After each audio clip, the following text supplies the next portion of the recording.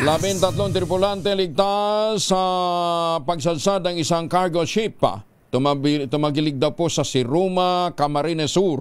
Detalye na balita mula kay Ruel Saldico, RH18. Diyos Marhay nga aga, Ruel.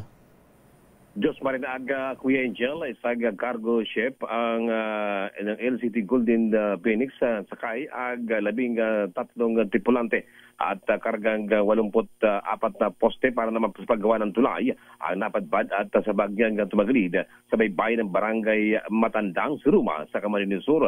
Ito ay naman sa Coast Guard Bicol. Ayon naman sa kapitan ng barko, tinamaan ito ng malakas na alon na dulot ng hanging habagat habang 1.2 milya mula naman sa dalampasigan. Mabilis na sumaklolo ang mga otoridad at sa mangista na siya nagpaabot ito na sa mga otoridad. Wala naman saktan sa mga Pilipinong tripulante at wala rin naitalag oil spill sa naturang lugar. Agad naman tumulong at nagresponde ang Philippine Coast Guard Bicol sa pamuno naman ni Commodore Ivan Roldan.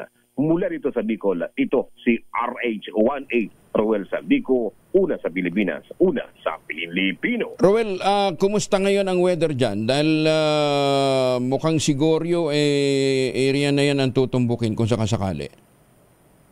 Dito sa Bicol, Kuya Angel, wala naman masyadong ulan at katamtaman naman yung hangin.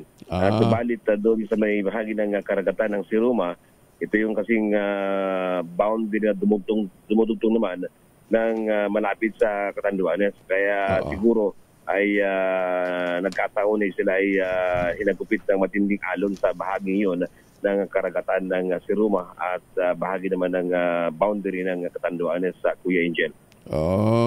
Ako sa bagay. Hindi. Nasa may bandang Ilocos region pala ngayon si Gorio, yun yung kanyang tatamaan.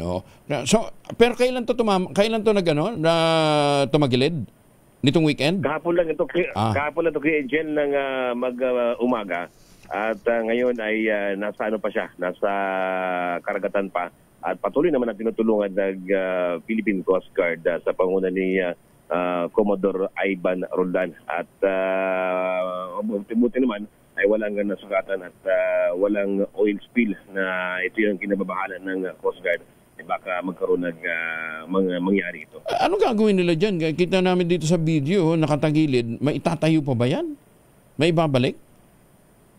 Yun nga, Kuya Angel, at makipag-unayan agad tayo muli kay Commodore Roldan Ivan kung ito ay agad na may babalik sa dati. Dahil talagang napakalaking barko na kung saan ay may mga laman pa ng mga abuti ng sandaan na mga mahabang mga malaking poste na poste ng? Concrete? Mga poste na pwedeng pang gawa sa tulay, Kuya Angel. Kaya medyo may kabigatan. May kabigatan siya, Kuya Angel. Ano to? Local carrier? Local, Kuya Angel, local carrier siya. At posible dito lang sa may bahaging ito dumaan.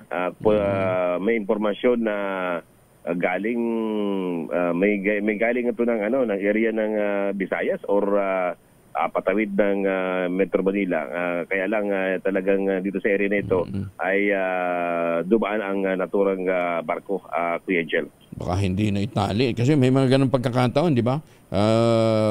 Pagka kumakalas yung kadena, nawawala ng balanse. Kasi hindi naman ganun kasama ang panahon, di ba? Diyan sa area nyo? Hindi naman ganun na kasamang panahon na, Kuya Angel.